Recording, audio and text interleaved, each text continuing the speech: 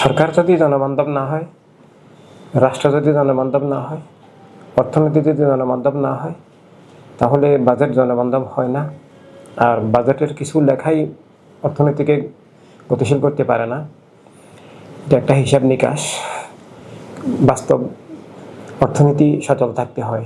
কিন্তু আমরা দেখছি এই সরকার ক্ষমতায় আসার পর দলীয় কারণে রাজনৈতিক বিদ্বেষে অনেক শিল্প কারখানা বন্ধ করে দেওয়া হয়েছে, শিল্পপতিদেরকে গ্রেপ্তার করে ফেলা হয়েছে, অনেক বড় বড় প্রতিষ্ঠানকে এলসি খুলতে দেওয়া হচ্ছে না, লক্ষ লক্ষ কর্মজীবী কর্মচ্যুত হয়ে গেছে, রাষ্ট্র দলীয়করণ হয়ে গেছে। যোগ্যতার ভিত্তিতে না করে কেবল দলীয় ভিত্তিতে বিভিন্ন নিয়োগ প্রশাসনের সর্বস্তরে এটাই চলছে। অর্থনীতি আজকে মহা বিপন্ন অবস্থায় আছে। বিনিয়োগ নাই। নির্বাচিত সরকার না হলে আসলে বিনিয়োগ হয় না।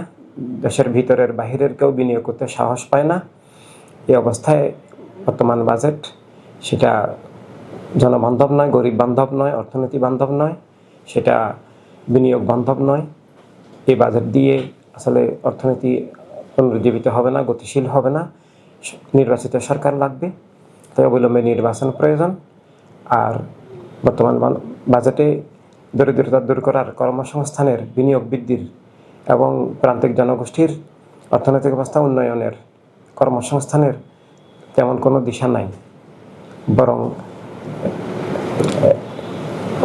মূল্যস্ফীতি বাড়বে, এটাই বর্তমান বাজেট দিয়ে দেখা যাচ্ছে।